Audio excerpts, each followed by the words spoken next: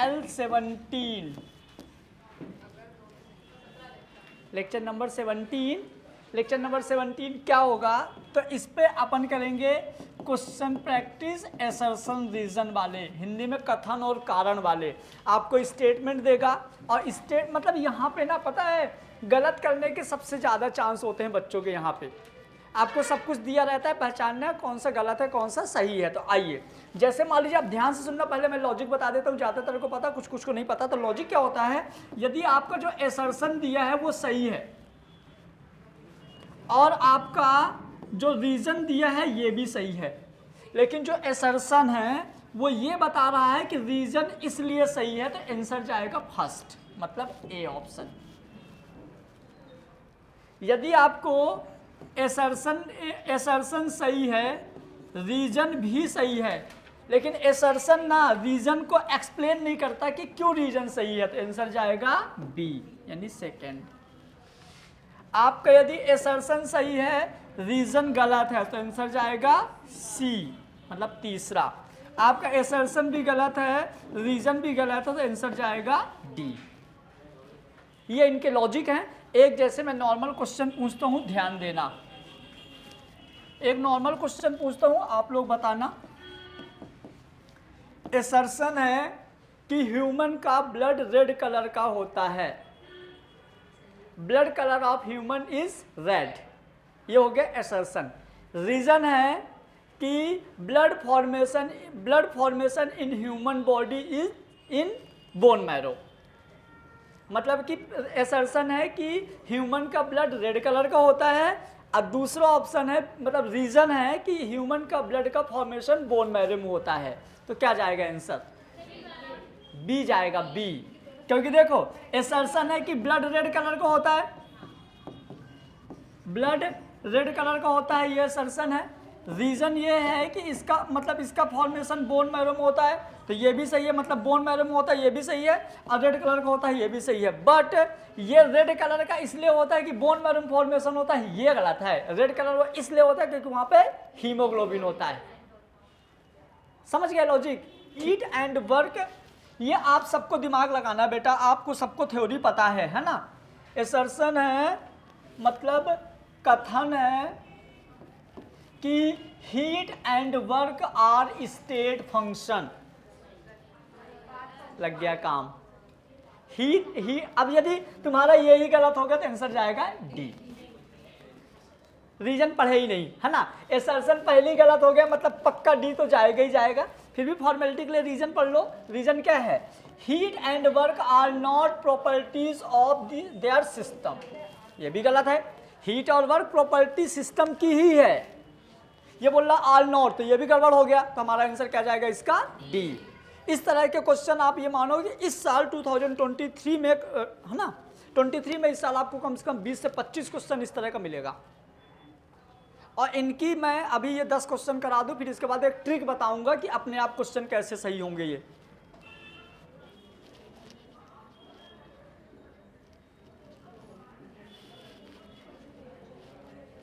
Assertion है there is no change in internal energy for an ideal gas at constant temperature, पक्का सही है, 101% सही है। क्लियर। रीजन पढ़िए, रीजन क्या है, internal energy of an ideal gas is a function of temperature only. पढ़ो,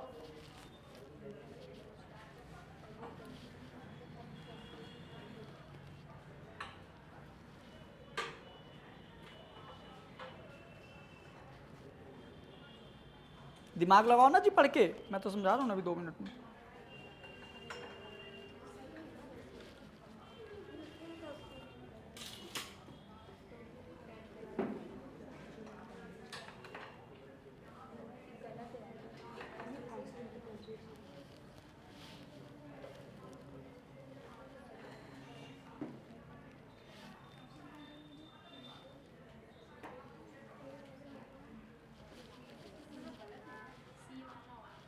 देखते हैं, आओ।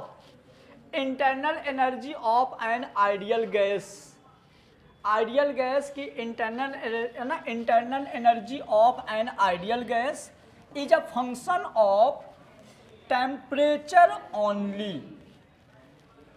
मतलब कि जो इंटरनल एनर्जी होती है किसी आइडियल गैस की, आइडियल गैस की जो इंटरनल एनर्जी होती है वो किस पे डिपेंड करती है? टेम्परेचर पे।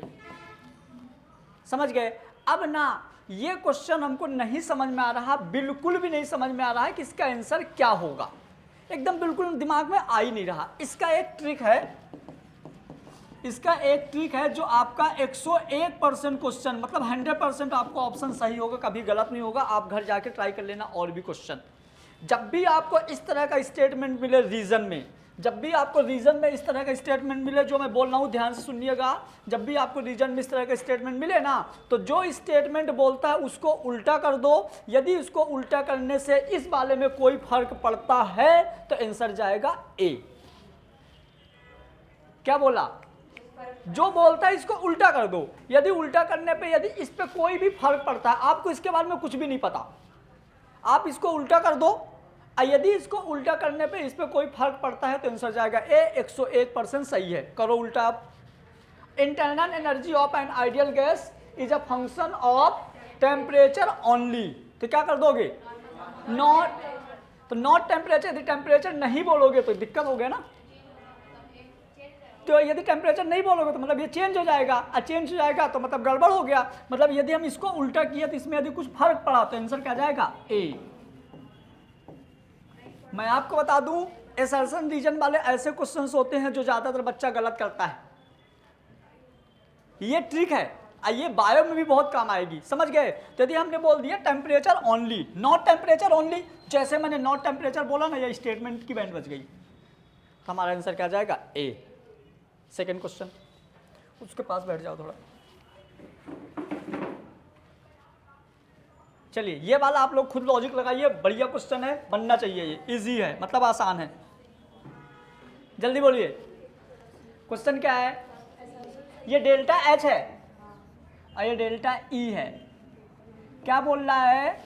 सुनो मैं पढ़ देता हूं, बाकी आप लोगों को बताना, जिससे पूछूंगा वही बताएगा। तो हमारा क्वेश्चन है delta H and delta E R the same for the reaction. Delta H और डेल्टा ई इस रिएक्शन के लिए सेम है। ये हो गया हमारा असर्शन। रीजन क्या है? All reactant and product are gas where all gas are ideal. ये भी तो सही है जी। N2 plus O2 equal to 2NO, ये तीनों गैस हैं। तो यदि हम इसके लिए डेल्टा Ng निकालें तो डेल्टा Ng 2 माइनस 2 मतलब 0। तो delta H equal to delta E plus NgRT। NgRT क्या है? 0। यदि ये 0 है तो ये इक्वल टू ये हो गया, मतलब ये तो 100% सही है। अब all reactant and product are gas where all gases are ideal. Ideal क्योंकि फुल फिल है, O2 N2, ये तो आइडियल हो गया। तो अब ये, अब देखो ये भी सही है। हेलो, सही तो ये भी है ना। चलो तो यदि हमारा ये भी सही है, ये भी सही है, अब दिक्कत क्या? दिक्कत ये हो जाती है कि ए भी सही है, रीजन भी सही है, असर्शन भी सही है, रीजन भी सही है। तो यहाँ पे दो आंसर हो सकते हैं। यदि असर्शन रीजन को एक्सप्लेन करता है तो आंसर जाएगा ए, यदि ये इसको एक्सप्लेन नहीं करता तो आंसर जाएगा बी। अब ये तुम लोग ट्राई करो, दिमाग लगाओ। ए जाएगा आंसर। देखो सी और डी तो पक्का नहीं है, ए और बी में सबसे ज्यादा कंफ्यूजन होता है। तो बोलो आंसर ए जाएगा कि बी? फटाफट। हमेशा आप ना क्या बोलो, देखो मैंने क्या बोला था, इसको चेंज कर दो, आप स्टेटमेंट चेंज करो। यदि स्टेटमेंट चेंज करने में उस ऊपर यदि कोई फर्क पड़ता है, इसको चेंज करने में यदि ऊपर कोई फर्क पड़ता है तो आंसर ए जाएगा। ये ट्रिक है भयंकर वाली। मैं जब यूट्यूब में वीडियो डालूंगा तो इसको मैं कट कर दूंगा। ये भयंकर वाली ट्रिक है, बहुत अच्छे क्वेश्चन सॉल्व होते हैं यहाँ से। इसीलिए मेरे सर ने मेरे को सिखाया था ना, तो मैं सबसे ज्यादा क्वेश्चन असर्शन रीजन का सही करता था, जबकि ये एम्स में आते थे। मेरे को बहुत मजा आता है। आओ, तो all reactant and products are gases where are gases are not ideal. All gases are ideal लिखा है ना, चेंज कर दो तो आर नॉट आइडियल। यदि ये आइडियल नहीं है, मान लो N2 की जगह सिर्फ N है, तो मोल तो उतना ही हुआ ना जी। यदि ये आइडियल गैस मान लो आइडियल गैस यदि ये नहीं है तो भी हमारा ये सेम ही रहेगा, क्योंकि मोल तो सेम रहेंगे। अरे मान लो ये आइडियल गैस नहीं है, मतलब यहाँ पे N2 था ना, मैंने चलो यहाँ पे H ले लो, मान लो क्या ले लिया, H ले लिया, मान लो मतलब कोई ऐसी गैस ले लो जो आइडियल नहीं है, N बस ले लो चलो, तो भी हमारा तो कितना है, N भी ले लिया तो 2 मोल उसके और 2 मोल इसके, तो कितना हो गया, मोल तो 0 ही आएगा। यदि 0 आएगा तो delta H equal to delta E ही रहेगा। तो इसमें कोई फर्क पड़ा क्या, नहीं फर्क पड़ा, तो आंसर क्या जाएगा, बी। अच्छा क्वेश्चन ये भी।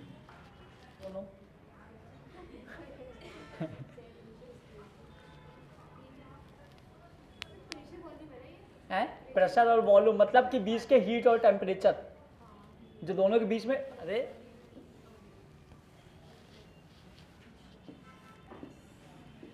आओ एक बार ना सुनो ना, एक बार और सीखते हैं, 5 क्वेश्चन तक मैं अच्छे से बता देता हूं, 6ठे नंबर से तुम लोग खुद करना है ना। आओ तो पहला क्वेश्चन क्या है, the magnitude of the work involve in N, मतलब जो वर्क का मैग्नीट्यूड होता है वो किस किस पे इन्वॉल्व होता है। तो पहले सुनो, वर्क का मैग्नीट्यूड वॉल्यूम पे इन्वॉल्व नहीं होता,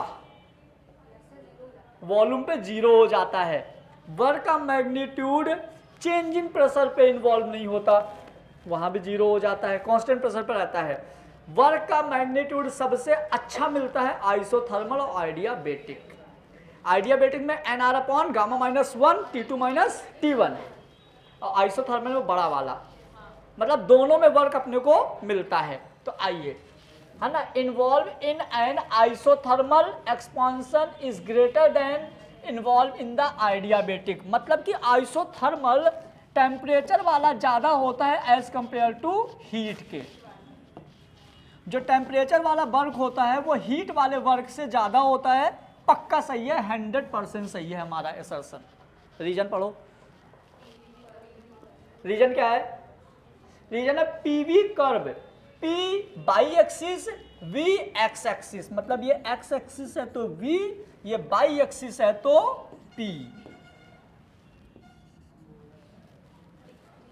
decrease more rapidly for the reversible adiabatic expansion compare to reversible isothermal expansion starting from the same initial state. लगाओ दिमाग, इस लाइन को पढ़ो, इस वाले स्टेटमेंट को पढ़ो, उसको यहां पुट करो। More rapidly for the reversible adiabatic expansion, मतलब कि क्या बोल रहा है कि जो आइडियाबैटिक वर्क होता है, मतलब जो हीट वाला वर्क है वो अचानक कम हो रहा है। मतलब कि आप ऐसा ले सकते हो, हीट वाला हमारा कुछ ऐसा है, कम हो रहा है ना जी, हीट वाला कुछ ऐसा है compare to reversible isothermal, as compare to reversible isothermal thermal expansion starting from same initial, मतलब कि दोनों की स्टार्टिंग जो है इनिशियल सेम है, मतलब दोनों यहीं से हैं। समझ गए? यदि आप एक लाइन इधर खींच दोगे तो ये हो जाएगा आइसोबारिक, और यदि इधर खींच दोगे तो हो जाएगा आइसोक्रोनिक। हमसे ये दोनों तो पूछा ही नहीं है। समझ गए? अब सुनो, यदि आप ऐसा बोल दो, यदि आप ऐसा बोल दो, ये तो पक्का है कि ये भी सही है, मतलब ये पक्का है कि या तो आंसर ए जाएगा या तो आंसर बी जाएगा। अब हमको चेक करना है कि ए जाएगा कि बी जाएगा। सुहानी चेक करके बताओ, नीचे वाले स्टेटमेंट को उल्टा करो, ऊपर फर्क पड़ता है कि नहीं, जल्दी करो, उल्टा उल्टा करो नीचे वाले को।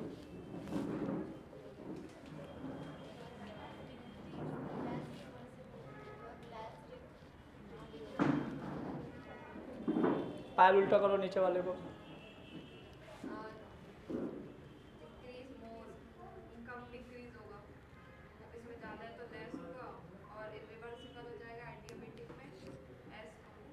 नहीं ना, करो उल्टा करो। मतलब सर ए जाएगा वैसे। हाँ, क्यों? क्योंकि अगर यहाँ पर जैसे ही अगर आप थर्मल जो वाले सीधी सी बात है। इसको उठा के उल्टा कर दो, उसको नीचे कर दो। यदि मान लो आपने हीट को ऊपर कर दिया और थर्मल को नीचे कर दिया तो ये स्टेटमेंट गलत हो जाएगा ना जी। यदि आप इसको चेंज कर दो तो ये स्टेटमेंट गलत हो जाएगा, मतलब इसको उल्टा करने से इसमें फर्क पड़ रहा है, तो आंसर क्या जाएगा? चौथा हो गया। इसके बाद एक और समझाऊंगा, उसके बाद बनना चाहिए भाई हैं। आपको सिर्फ इसको पढ़ के उल्टा करना है, इसलिए मैंने सब कुछ रेडी कर दिया था। देखो ग्राफ तक बना दिया था, आपको उल्टा करना है। आप इसको ऊपर इसको नीचे कर दोगे तो जाहिर सी बात ये दिए उल्टा करो तो ये भी स्टेटमेंट उल्टा हो जाएगा, तो दोनों में फर्क पड़ेगा। इतनी बढ़िया ट्रिक बता दिया तुमको कि आप रीजन को उल्टा कर दो, असर्शन में यदि कोई फर्क पड़ता है तो आंसर क्या जाएगा? ए। कोई फर्क नहीं पड़ता तो बी। नेक्स्ट, ए सही है? ठीक है। देखो ये लास्ट है मेरा बताने का। Entropy change in reversible adiabatic expansion. Reversible adiabatic expansion मतलब कि हीट, जिस सिस्टम को आपने हीट दिया था, समझिए जैसे मान लीजिए कि ये कोई सिस्टम है, इस सिस्टम को आपने हीट दिया था, मतलब सिस्टम पॉजिटिव हो रहा था, इसके अंदर जो भी पार्टिकल्स थे तो ये आइडियल गैस थे, इसलिए इनकी एंट्रोपी चेंज नहीं हो रही थी। For an ideal gas is zero. फिर इसके, है ना, अब ये तो इतना समझ में आएगा कि मैंने किसी सिस्टम को क्या किया? हीट दिया। ठीक है, तो हमारा ये आइडियल गैस है, इसलिए एंट्रोपी क्या रहेगी? जीरो रहेगी, तो हमारा असर्शन तो सही है। रीजन देखते हैं। The increase in entropy due to volume increase. यदि आप इसकी वॉल्यूम इंक्रीज कर दोगे तो एंट्रोपी बढ़ जाएगा। क्यों बढ़ जाएगा? क्योंकि मॉलिक्यूल्स को घूमने के लिए जगह ज़्यादा मिल जाएगा। मतलब इतना तक सही है।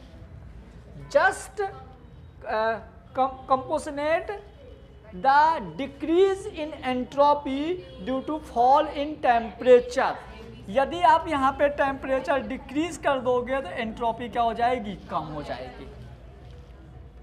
बट यहाँ पे एक चीज ध्यान रखना आप लोग, यहाँ पे वो कांस्टेंट वॉल्यूम की बात नहीं किया, यहाँ पे वॉल्यूम चेंज हो रहा है। यहाँ पे वॉल्यूम क्या हो रहा है? चेंज हो रहा है। यदि यहाँ पे वॉल्यूम चेंज हो रहा है तो हमारा आइडियल गैस जैसा बिहेव नहीं होगा यहाँ पे। रीजन सुनो। पहले मान लो यहाँ पे 40 आइडियल गैस थी, मान लो 40 आइडियल गैस थी, तो 40 आइडियल गैस में यदि आप टेम्परेचर दो, हीट दो, कुछ भी दे दो, इसमें फर्क नहीं पड़ेगा क्योंकि ये लेगा ही नहीं। लेकिन यदि आप इसका वॉल्यूम बढ़ा दिया,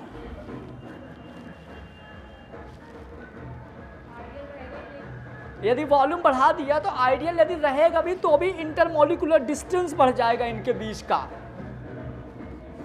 इंटरमोलिकुलर डिस्टेंस बढ़ जाएगा। फिजिक्स का पहला टॉपिक का पहला हेडिंग ही है। इंटरमोलिकुलर डिस्टेंस बढ़ेगा तो इंटरमोलिकुलर फोर्स बढ़ जाएगा। इंटरमोलिकुलर डिस्टेंस बढ़ेगा, इंटरमोलिकुलर फोर्स कम हो जाएगा। हाँ, इंटरमोलिकुलर फोर्स कम हो जाएगा तो एंट्रोपी बढ़ जाएगी। पूरा लॉजिक इसका है। तो ये भी सही है, ये भी सही है। अब यहाँ आइडियल गैस में फर्क पड़ गया वॉल्यूम चेंज करने की वजह से, तो आंसर चला जाएगा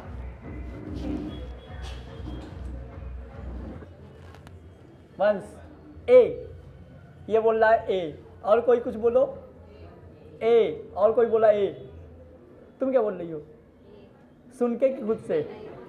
बताओ कैसे? क्योंकि उसका मास फिक्स नहीं होता ना। There can not be chemical equilibrium in open system. Open system में केमिकल इक्विलिब्रियम अप्लाई नहीं होगा क्योंकि वेपर बॉस बन के उड़ जाएगी ब्रह्मांड में, दोबारा थोड़ी आएगी। क्लोज सिस्टम में होगा, मतलब पक्का सही है। चलो second, there is no fix mass in the. अरे तो बच्चे वाला क्वेश्चन ना बने तुमसे, आगे करो यार। अब ये करो तो जाने कितना अच्छा लगा।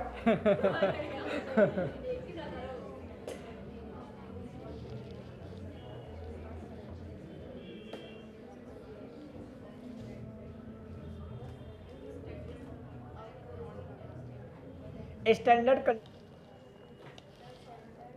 पहला था डी।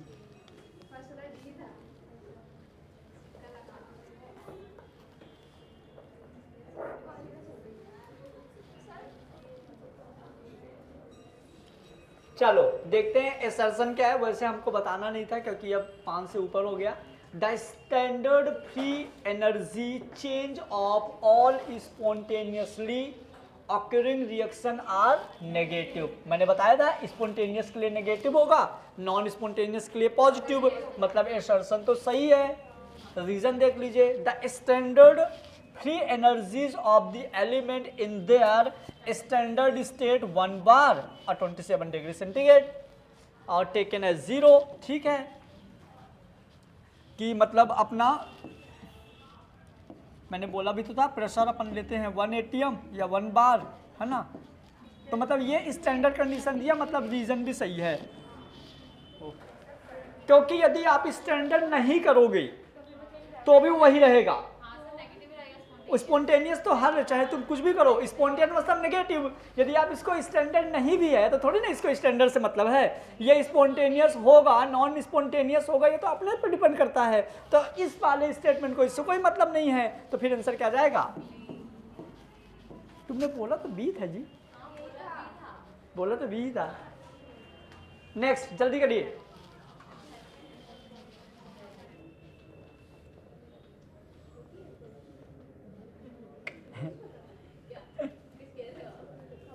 मैं बताऊँ क्या? आओ,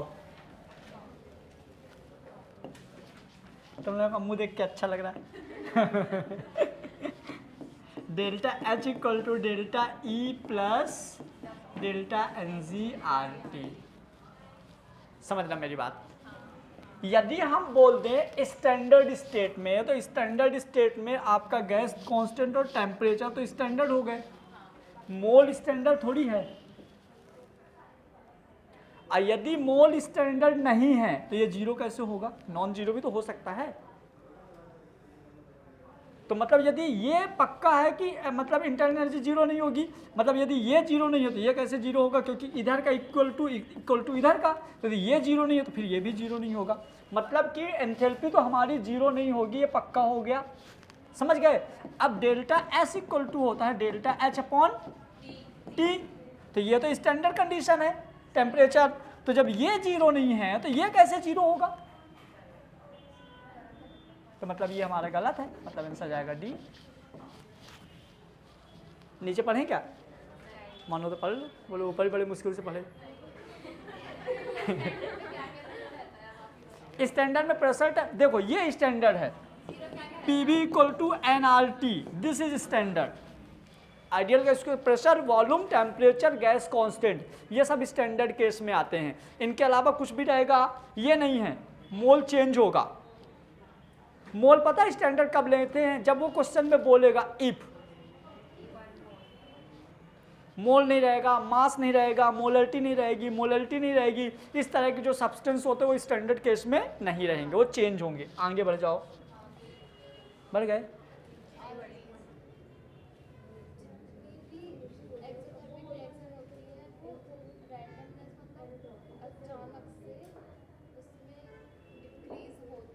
रेंडमनेस मतलब पता है क्या होता है? बढ़ा घटा बढ़ा घटा बढ़ा घटा, ऐसे नहीं होता। एक्सो में मतलब सिर्फ क्या होगा? कंटिन्यू डिक्रीज होगा, कंटिन्यू डिक्रीज होगा। ये गलत है, प्योर गलत है। आंसर जाएगा सी। समझ गए? क्यों? A reaction which is spontaneously and accompanied by the decrease of the randomness must be exothermic. मतलब ये स्पॉन्टेनियसली मतलब कि यदि नेगेटिव है, यदि नेगेटिव है तो कम होगा, ये पक्का है। क्योंकि नेगेटिव में क्या होता है? गिब्स एनर्जी कम हो जाती है, फ्री गिब्स एनर्जी कम हो जाती है। फिर इसमें क्या हुआ? ये वाला तो आपने पढ़ ही लिया। तो ये क्यों?